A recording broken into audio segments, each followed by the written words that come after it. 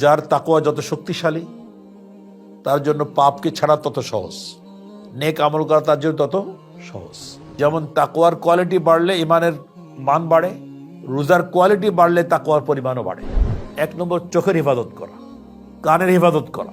এই কান দিয়ে নাজায়েজ কোনো কিছু না শোন। রমজান মাসে বিশেষ করে কারোর গিবাত শিকায়ত করবো না, কারোর দোষ চর্চা করবো না, কারোর বিরুদ্ধে অভিযোগ করবো না, মিথ্যা অভিযোগ করবো না। আসসিয়ামু জুন্না মা লাম ইয়াখরিক।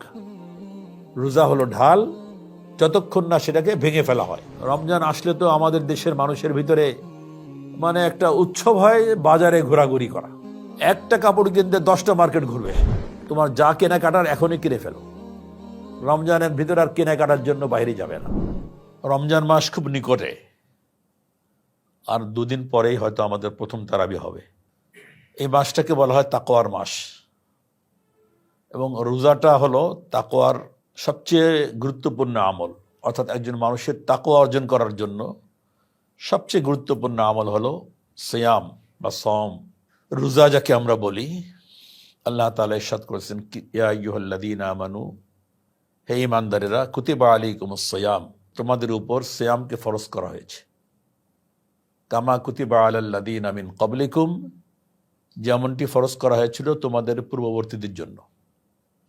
কেন? লাআল্লাকুম তাত্তাকুন, যাতে তোমরা তাকওয়া অর্জন করতে পারো, মুত্তাকি হতে পারো।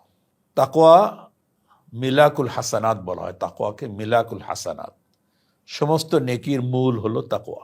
মানুষের জন্য নেক আমল করার শক্তি পাওয়া, বদ আমল থেকে নিজেকে দূরে সরিয়ে রাখার শক্তি পাওয়া, এর মূল শক্তিটা হলো, মূল কেন্দ্রটাই হলো তাকওয়া। যার তাকওয়া যত শক্তিশালী তার জন্য পাপকে ছাড়া তত সহজ, নেক আমল করা তার জন্য তত সহজ। আর যার মধ্যে তাকওয়া যত দুর্বল তার জন্য এই দুটোর ক্ষেত্রেই নেক আমল করার জন্য তার শক্তি কম থাকে। অনেক ক্ষেত্রেই তার নেক আমল করার ক্ষেত্রে বিচ্যুতি ঘটে যায়, করতে পারে না। আগে একটু আগায়, একটু পিছায়, একটু আগায়, একটু পিছায়, কখনো পাস করে, কখনো ফেল করে। গুনাহ থেকে বাঁচার ক্ষেত্রেও তার এরকম অবস্থা হয়। এই জন্য কোরআনুল কারীমের মধ্যে তাকওয়ার ব্যাপারে বহু জায়গায় বহুভাবে আল্লাহ তাআলা তাকওয়ার কথা বর্ণনা করেছেন। ইয়া আইয়ুহাল্লাযীনা আমানুত্তাকুল্লাহা হাক্কা তুকাতিহি ওয়া লা তামুতুন্না ইল্লা ওয়া আনতুম মুসলিমুন। ইয়া আইয়ুহান নাসুত্তাকু রাব্বাকুমুল্লাযী খালাকাকুম মিন নাফসিন ওয়াহিদা ওয়া খালাকা মিনহা যাওজাহা ওয়া বাসসা মিনহুমা রিজালান কাসীরান ওয়া নিসাআ ওয়ালাউ আন্না আহলাল কুরা আমানু ওয়াত্তাকাউ লাফাতাহনা আলাইহিম বারাকাতিম মিনাস সামাই ওয়াল আরদ। ইয়া আইয়ুহাল্লাযীনা আমানুত্তাকুল্লাহা ওয়ালতানজুর নাফসুম মা কদ্দামাত লিগাদিন ওয়াত্তাকুল্লাহ। ইয়া আইয়ুহাল্লাযীনা আমানুত্তাকুল্লাহা ওয়া কুনু মা'আস সাদিকিন। ইয়া আইয়ুহাল্লাযীনা আমানুত্তাকুল্লাহা ওয়া কুলু কওলান সাদীদা ইসলিহ লাকুম আ'মালাকুম ওয়া ইয়াগফির লাকুম যুনুবাকুম ওয়া মান ইয়াত্তাকিল্লাহা ইয়াজআল লাহু মাখরাজা ওয়া ইয়ারযুকহু মিন হাইসু লা ইয়াহতাসিব। এরকম অনেক জায়গায় তাকওয়ার কথা আল্লাহ তাআলা বলছেন। একেবারে কোরআন শরীফ শুরু করেই সূরা বাকারা, আলিফ লাম মিম, যালিকাল কিতাবু লা রাইবা ফি হুদাল লিল মুত্তাকিন। কোরআন শরীফটা মুত্তাকিদের জন্য, এই মুত্তাকিদের জন্য হিদায়াত। অর্থাৎ কোরআনের হিদায়াত অনুযায়ী কেউ চললে, কোরআনের দেখানো বাতানো পথে কেউ চললে সে মুত্তাকি হয়ে যাবে। আর মুত্তাকি কাকে বলে? মুত্তাকির একটু পরিচয় আল্লাহ তাআলা এখানে সংক্ষেপে দিয়েছেন। আল্লাযীনা ইউমিনুনা বিল গায়ব ওয়া ইউকিমুনাস সালাহ ওয়া মিম্মা রাযাকনাহুম ইউনফিকুন। ঈমানদারের যে সিফাত, ওই সিফাতটাই তাকওয়া। মুফতি শফি রহমতুল্লাহ আলাইহি এই আয়াতের তাফসিরের মধ্যে লিখছেন যে তাকওয়ার বিভিন্ন স্তর আছে। সর্বোচ্চ স্তর হলো তাকওয়ার সর্বোচ্চ স্তরে অবস্থিত বা অবস্থান করেন হলো আম্বিয়া আলাইহিস সালাতু ওয়াস সালাম। তাদের তাকওয়ার স্তর হলো সর্বোচ্চ স্তর। আর সাধারণ একজন মুসলমান হলো সর্বনিম্ন স্তরের, যার ঈমান আছে, পাপও করতেছে, গুনাহও করতেছে, কিন্তু ঈমান আছে, সেও একজন কি? মুত্তাকি, সেও একজন তাকওয়ার অধিকারী। তাকওয়ার স্তরটা অনেক দুর্বল। একটা ছেলে 40 পেয়ে পাশ করছে, 100-র মধ্যে 40 নম্বর পেয়েছে, আর একটা ছেলে 100 নম্বর মধ্যে 100 নম্বর পেয়ে পাশ করছে। দুজনেতেই পাশ করছে, দুজনকেই আপনি ক্লাস 9-এর ছাত্র বলবেন, তাই না? কিন্তু একজনের মাত্রা হলো 40। এই সার্টিফিকেট দিয়ে সে কোথাও জায়গা পাবে না। হ্যাঁ, যেখানে শুধু সার্টিফিকেটটাই যথেষ্ট, আর কিছু লাগবে না। তার শিক্ষাগত যোগ্যতার অন্য কোনো কিছু, ভাষাগত জ্ঞান, বিজ্ঞানগত জ্ঞান, অন্য অন্য জ্ঞান, কোনো কিছুরই তার প্রয়োজন নেই। একটা সার্টিফিকেট দরকার, সেখানে সে পার পেয়ে যাবে। ঠিক ইমানদারও ওই রকম। আল্লাহ তাআলা যে ক্লাস হবে, বিভিন্ন স্তরের ক্লাস হবে, ক্লাস পাবে না, কিন্তু সে ঈমান থাকার কারণে নাজাত পেয়ে যাবে। ঈমান থাকার কারণে নাজাত পেয়ে যাবে, জান্নাত পেয়ে যাবে সে। তো এই তাকওয়ার মান উন্নয়নের জন্য রমজান মাসের ইবাদতটা হলো সবচেয়ে একটা বড় মাধ্যম। এটা আমরা খুব উপলব্ধিও করি, একেবারে খুব সহজ উপলব্ধি, যে রমজান মাস যখন আসে আমরা রোজা রাখি। রোজা রেখে আমরা যে কাজগুলো নিষিদ্ধ, এই নিষিদ্ধ কাজগুলো আমরা সাধারণত রমজান মাসে কি করি না। বিশেষ করে খাওয়া পান করা, এই দুটো কাজ তো কেউ করি না। অথচ রমজানের রোজা রেখে এই কাজ দুটো করার সুযোগ কিন্তু আমাদের অনেক থাকে, কেউ দেখবে না। এমন জায়গা আমি লুকিয়ে খাবো পান করব যে আমার কেউ দেখবে না, এমন জায়গায়ও আমি কিন্তু কি করি না, খাই না, পান করি না। ক্ষুধায় কষ্ট হচ্ছে, তৃষ্ণায় আমি কাতর হচ্ছি, জিহ্বা শুকিয়ে আসতেছে, বুকটা শুকিয়ে আসতেছে, তারপরও কি হচ্ছে, আমি খাচ্ছি না। কেন? সবার একই উত্তর, যে আল্লাহ তো দেখতেছেন, আর কেউ না দেখলেও কে, আল্লাহ দেখতেছেন। তো আল্লাহ দেখতেছেন, এটার নামই হলো তাকওয়া, এটাকে তাকওয়া বলে। আর এর আর একটা হাদিসের পরিভাষা এটাকে ইহসান বলে। ইহসান, রাসূল সাল্লাল্লাহু আলাইহি ওয়াসাল্লামকে জিজ্ঞাসা করা হয়েছিল, আখবিরনি আনিল ইহসান, ইহসান কাকে বলে? ইহসান মানে সুন্দর করা, উন্নত করা। তো ইবাদতকে সুন্দর করা কাকে বলে? কোন মাত্রায় ইবাদতটা গেলে ইবাদতটা সুন্দর হিসেবে বিবেচিত হবে? রাসূলুল্লাহ সাল্লাল্লাহু আলাইহি ওয়াসাল্লাম বলেন, আন তা'বুদাল্লাহা কাআন্নাকা তারাহু ফাইন লাম তাকুন তারাহু ফাইন্নাহু ইয়ারাকা। ইহসান হলো ইবাদতের ওই স্তরটাকে বলে যে তুমি ইবাদত এইভাবে করবে যে তোমার ধ্যানের মধ্যে থাকবে যেন আমি আল্লাহকে সরাসরি দেখতেছি। একেবারে তোমার ধ্যানটা এত উচ্চাঙ্গে পৌঁছে গেছে যে তোমার ধ্যানের মধ্যে যেন আল্লাহ আমাকে দেখতেছেন, এটা একেবারে স্পষ্ট আমার কাছে মনে হচ্ছে। এই মাত্রায় গেলে হলো ইহসানের সর্বোচ্চ মাত্রা। আর এই মাত্রায় যদি না পারলে দ্বিতীয় স্তর হলো ফাইন লাম তাকুন তারাহু, তুমি যদি তাকে দেখতে না পাও, ফাইন্নাহু ইয়ারাকা, তাহলে তিনি দেখতেছেন।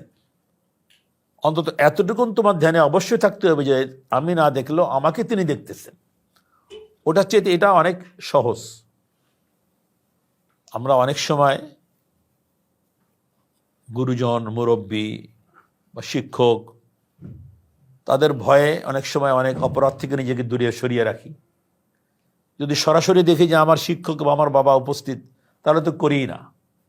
কিন্তু আড়ালে আবডালে যদি থাকি, আর যদি জানতে পারি যে আমি না দেখলেও কিন্তু আমার বাবা দেখতেছেন, জানালার ফাঁকা দিয়ে দেখতেছেন তিনি, বা দেওয়ালের উপর দিয়ে বা ওই ছাদে গিয়ে দেখতেছেন, তখনও ভয়তে আমি ওটা করি না। যে আমি না দেখলেও দাদা কিন্তু, আমার বাবা কিন্তু ছাদের উপর থেকে দেখতেছেন যে আমি কি করতেছি।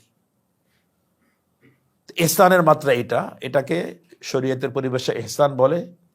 তাকওয়া ওইটা, যে তাকওয়ার মাত্রা হলো এটা, যে রমজান মাসে রোজা রাখলে আমি পানাহার করি না, অন্য অন্য নিষিদ্ধ কাজগুলো করি না। শুধু আমি না, আমার আপনার ঘরের একটা ছোট বাচ্চাও দেখবেন, 8-10 বছরের একটা বাচ্চা রোজা রাখে না অনেকের, ছোট ভাই, ছোট বোন, ছেলে, নাতি রোজা রাখতেছে। তাকে যদি বলেন যে শেষ বিকালে যে বাবা অনেক কষ্ট হচ্ছে, একটু পানি খেয়ে নাও, কেউ দেখবে না, যা ওই ঘরের মধ্যে দরজা বন্ধ করে খেয়ে দাও, খাবে? ও বাচ্চাটাও কিন্তু খাবে না, বলে না আল্লাহ দেখবে। আল্লাহ দেখতেছে। তার মধ্যেও এটা কাজ করে যে আল্লাহ দেখতেছে। আল্লাহ তাআলা এটাই চান যে আমার জীবনের সর্বত্র আমি নিজের মধ্যে এই অবস্থাটা তৈরি করি যে আমাকে সবসময় আল্লাহ দেখতেছেন। এই অবস্থাটা যদি আমি তৈরি করতে পারি তাহলে আমার জন্য পাপ ছাড়াটা সহজ। কারণ সব জায়গায় যখন দেখতেছেন, রমজান মাসে আমি রোজা রেখে আমি মিথ্যা কথা বলি না, আমি সুদ খাই না, আমি ঘুষ খাই না, আমি হালাল খাবার গ্রহণ করি না, হালাল পানীয় পান করি না, কেন? যে এই সময়টার মধ্যে আল্লাহ তাআলা নিষেধ করে দিয়েছেন যে এই সেহরির সময় থেকে নিয়ে সূর্য অস্ত পর্যন্ত এই সময়ের মধ্যে তুমি পানাহার করবে না। এই আল্লাহর এই নির্দেশকে আমি এমনভাবে ফলো করি যেন একান্ত গোপনেও পানির মধ্যে ডুব দিয়েও আমি পানি খাই না, ঘরের মধ্যে দরজা বন্ধ করে আমি পানি খাই না। আমার পিপাসা লাগতেছে, তৃষ্ণা লাগতেছে, খাই না আমি।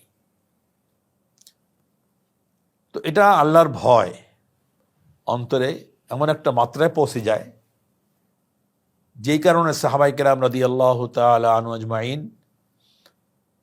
সর্বোচ্চ মাত্রায়, তো বলেছিলাম আম্বিয়া আলাইহিস সালাতু ওয়াস সালাম তাকওয়ার সর্বোচ্চ মাত্রায়, এই জন্য তাদের থেকে কোনো গুনাহ হয় না। আম্বিয়া আলাইহিস সালাতু ওয়াস সালামকে মাসুম বলা হয়। মাসুম মানে নিষ্পাপ, তাদের থেকে পাপ হয় না, পাপ তার করতেই পারেন না। এরপরে দ্বিতীয় ধাপে হলেন সাহাবায়ে কেরাম রাদিয়াল্লাহু তাআলা আনহু আজমাইন, যাদের দ্বারা পাপ হতে পারে, হয়, কিন্তু তারা এত সচেতন, এত জাগ্রত তাদের অন্তরের ভিতরে আল্লাহর ভয়টা, যে ক্ষুধা নাখাস্তা যদি কখনো কোনো ত্রুটি হয়ে যায়, তাকওয়ার পরিপন্থী কোনো কাজ হয়ে যায়, তাৎক্ষণিক নিজের মধ্যে এমন একটা অস্বস্তি বোধ আসে, এমন একটা ব্যথা, এমন একটা অনুশোচনা, যে নিজেকে ওই পাপ থেকে পবিত্র করার জন্য পাগল হয়ে যায়। হযরতে মায়েজে আসলামী রাদিয়াল্লাহু তাআলা আনহু একটা বড় পাপ করে ফেলেছিলেন। সাহাবায়ে কেরাম রাদিয়াল্লাহু তাআলা আনহু আজমাইনকে নিয়ে সমালোচনা করা জায়েজ নেই। নবী করিম সাল্লাল্লাহু আলাইহি ওয়াসাল্লামের আদর্শের মূল ভিত্তি হলো সাহাবায়ে কেরাম। তাদেরকে দেখে আমরা শিখি যে নবীর অনুকরণ কাকে বলে, নবীর অনুসরণ কাকে বলে, তার জ্বলজ্বন্ত প্রমাণ হলেন সাহাবায়ে কেরাম। তাদের কোনো সমালোচনা করা, তাদের কুৎসা করা, তাদের নিন্দা করা শরীয়তে জায়েজ নেই। এটা অনেক বড় গুনাহ। এখানে শুধু বলছি এই ঘটনাটা বোঝাবার জন্য যে মায়েজা আসলামী রাদিয়াল্লাহু তাআলা আনহু একটা গুনাহ করে ফেললেন, শয়তানের ধোঁকায় পড়ে জিনা করে ফেললেন। কেউ বলতে পারে সাহাবী হয়ে জিনা করলেন, হয়তো বা আল্লাহরই ইচ্ছা যে আল্লাহ জিনা ওনার দ্বারা সংগঠিত হলে, একটা মানুষ জিনা আক্রান্ত হলে, গুনায় আক্রান্ত হলে কি পরিমাণ অনুশোচনা তার মধ্যে আসতে পারে তার একটা দৃষ্টান্ত হয়তো আল্লাহ তাআলা দেখাবেন। এই জন্য হয়তো বা এই ঘটনাটা ঘটেছিল, আল্লাহ ভালো জানেন। আমি আমার ধারণায় বলছি, হয়তো বা আল্লাহ তাআলা এটাই উম্মতকে দেখাবার জন্য, দেখো এরা হলো তাকওয়ার অধিকারী মানুষ, জিনা হয়ে গেছে, পাগল হয়ে গেছে, রাসূলের কাছে এসে বলে, ইয়া রাসূলুল্লাহ ইন্নী জানাইতু তাহহিরনি, হে আল্লাহর রাসূল আমি জিনা করেছি, আমাকে পাক করেন, আমাকে পবিত্র করে দেন। রাসূল সাল্লাল্লাহু আলাইহি ওয়াসাল্লাম চেহারা ফিরায় নিলেন, লাআল্লাকা ক্বাব্বালতা, তুমি জিনা করো নাই, হয়তো তুমি কোনো পরস্ত্রীকে চুমু দিয়েছো, এটাকে তুমি জিনা মনে করেছো। আবার ফিরে এসে বললেন, ইয়া রাসূলুল্লাহ বাল জানাইতু, না আমি জিনাই করেছি। আবার রাসূল সাল্লাল্লাহু আলাইহি ওয়াসাল্লাম বললেন যে লামেস্তা, তুমি হয়তো স্পর্শ করেছো। এইভাবে এক একটা বলে ফেরা নিচ্ছেন চেহারাটা, আর উনি প্রতিবার রাসূলের চেহারার সামনে এসে বলতেছেন, না আমি জিনাই করেছি। রাসূল সাল্লাল্লাহু আলাইহি ওয়াসাল্লাম তাকে শাস্তি দিলেন, জিনার শাস্তি। শাস্তি দেওয়ার পরে কেউ একটু ওনার সম্পর্কে একটু সামান্য আপত্তিকর মন্তব্য করেছিলেন। রাসূল সাল্লাল্লাহু আলাইহি ওয়াসাল্লাম শুনে বলেন, খবরদার, মায়ের সম্পর্কে কোনো আপত্তিকর কথা বলবে না। সে এমন তওবা করেছে আল্লাহ তাআলার কাছে, তার তওবাটা এই পর্যায়ে পৌঁছেছে যে পুরো মদিনাবাসীকে এই তওবা ভাগ করে দিলে সবার গুনাহ মাফ হয়ে যেত। এটা হলো দেখার বিষয় যে মানুষ তো মাসুম না, আম্বিয়া আলিমুসসালাম ছাড়া অন্য কেউ মাসুম না, কিন্তু সাহাবায়ে কেরামের অবস্থান হলো এইরকম যে তারা কখনোই গুনার ভিতরে ডুবে থাকতে পারেন না। আমি আপনি গুনায় থাকতে পারি ডুবে,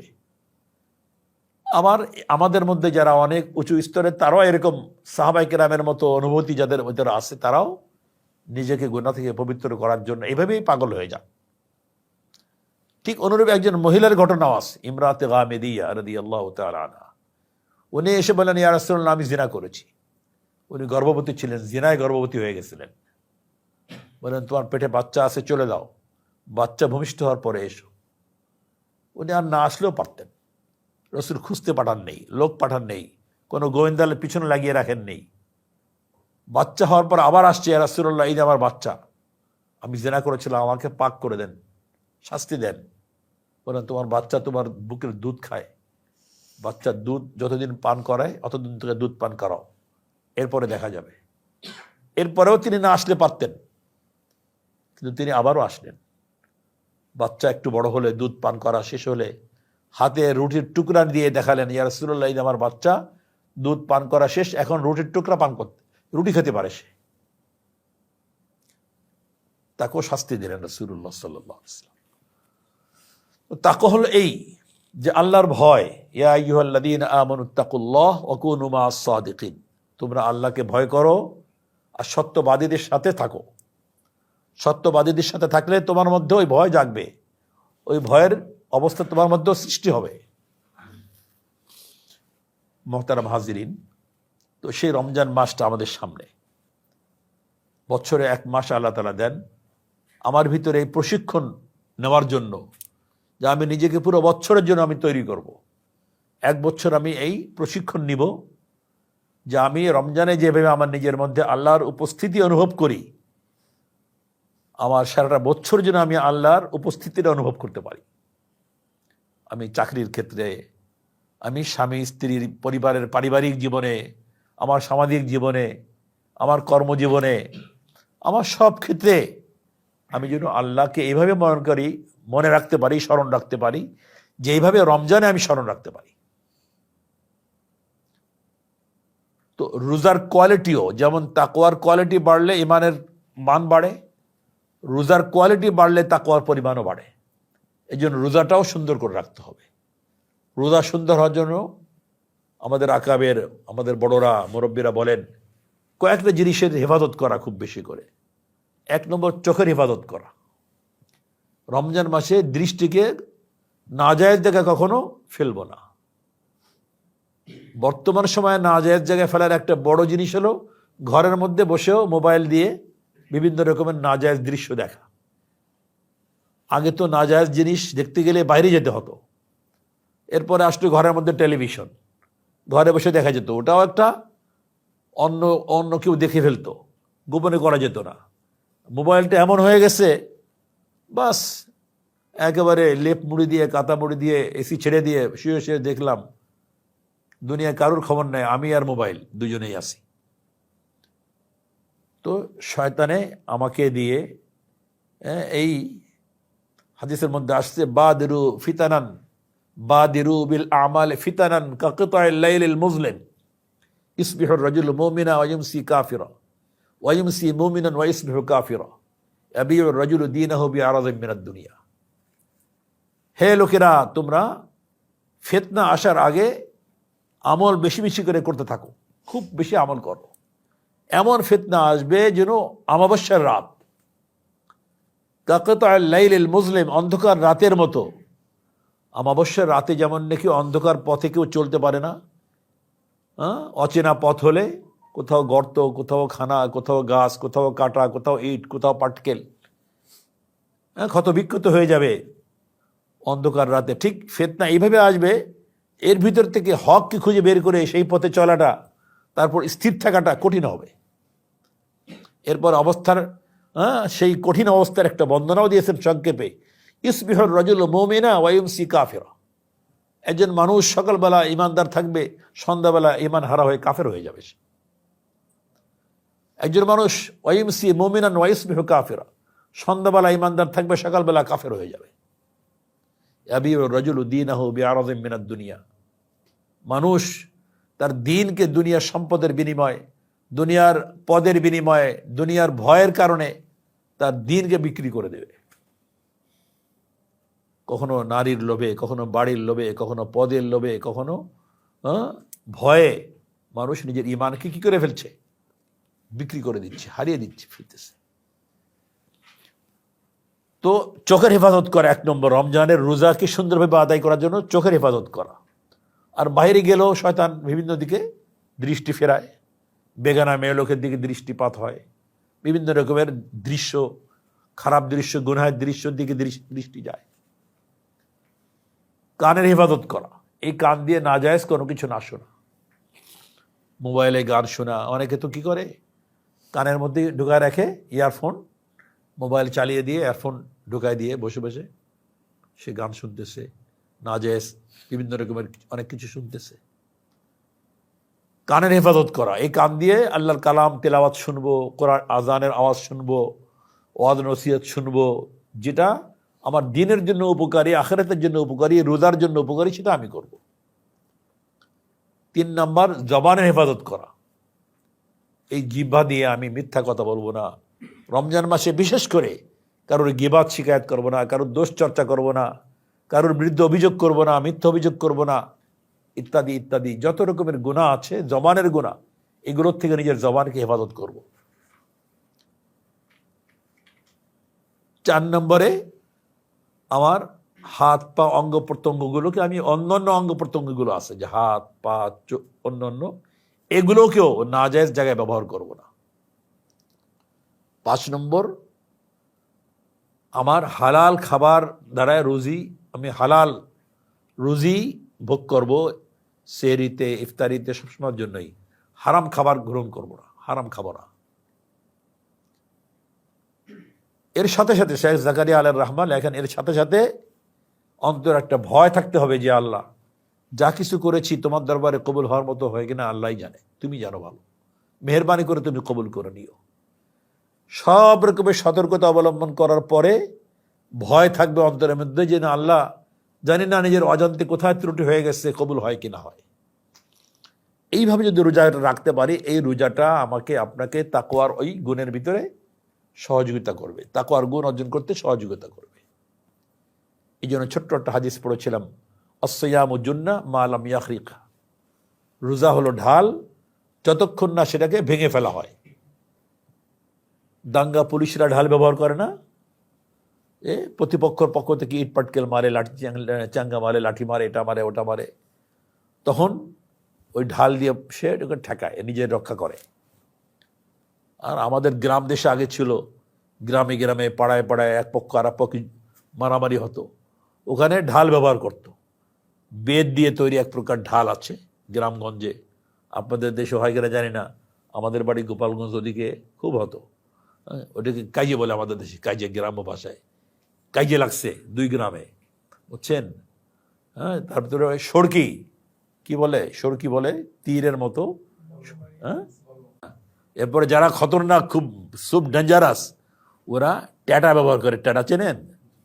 কোচ মাছ ধরে, একবারে মেরে দেয় একেবারে, ওটা একটা মারলে তো জীবন শেষ, এরকম সিরিয়াস। ওইগুলোকে ঠেকাবার জন্য এক্সপার্ট যারা, তারা ঢাল ব্যবহার করে, আবার অন্যকে মারে, নিজেকে বাঁচায়। রাসূল সাল্লাল্লাহু আলাইহি ওয়াসাল্লাম বলেছেন, রোজা তোমাদের জন্য ঢাল স্বরূপ, অর্থাৎ জাহান্নামের আগুন থেকে বাঁচাবে তোমাদেরকে। রোজা জাহান্নামের আগুন থেকে বাঁচাবে যদি না রোজাকে তোমরা ভেঙে ফেলো। ভেঙে মানে ভাত খেয়ে, রুটি খেয়ে, পানি খেয়ে ভাঙা না, মানে রোজার যে গুণগত অবস্থানটা, ওইটাকে দুর্বল না করে ফেলো, ওইটাকে বিদীর্ণ করে না ফেলো। ঢালটা যেমন বিদীর্ণ হয়ে গেলে ওই ঢাল আর বাঁচাতে পারে না, রোজাও যদি বিদীর্ণ হয়ে যায়, ছিদ্র হয়ে যায়, ফেটে যায়, ছিদ্র হয়ে যায়, ওটা আর আমাকে জাহান্নাম থেকে বাঁচাতে পারবে না।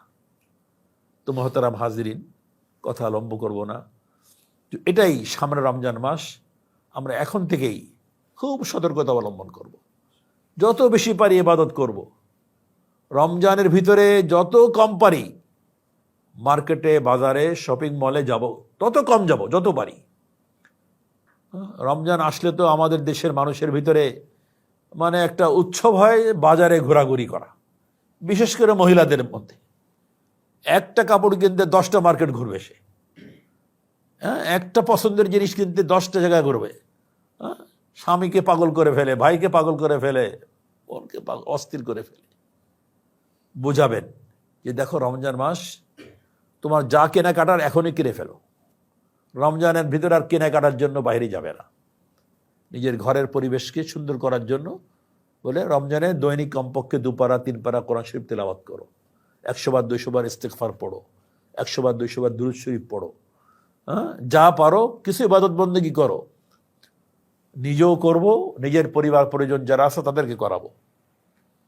এইভাবে যদি আমি রমজান মাসটাকে নিজেকে তাকওয়ার উপরে আনার জন্য, মুত্তাকি হওয়ার জন্য, আল্লাহর ভয়ের প্রশিক্ষণ গ্রহণ করার জন্য আমি রোজাটাকে সুন্দরভাবে পালন করি, তাহলে রোজা ইনশাআল্লাহ আমাকে একটা ভালো অবস্থানে নিয়ে যাবে, যে অবস্থানে থেকে আমার জন্য গুনাহ করা কঠিন হবে, নেক আমল করা সহজ হয়ে যাবে ইনশাআল্লাহ। আমাদের জন্য, আপনাদের জন্য, সকলের জন্য তখন এই রোজা শুধু এই রমজান মাসের জন্য না, সারাটা বছরের জন্য আমাদের জন্য একটা কল্যাণ বয়ে আনবে, বড় রকমের আমাদের জন্য জীবনের পরিবর্তন আনবে ইনশাআল্লাহ। আল্লাহ তাআলা আমাদের সবাইকে তৌফিক দান করেন, আমিন। ওয়া আখিরু দাওয়ানা আলহামদুলিল্লাহি রাব্বিল আলামিন। আসসালামু আলাইকুম ওয়া রাহমাতুল্লাহি ওয়া বারাকাতুহু।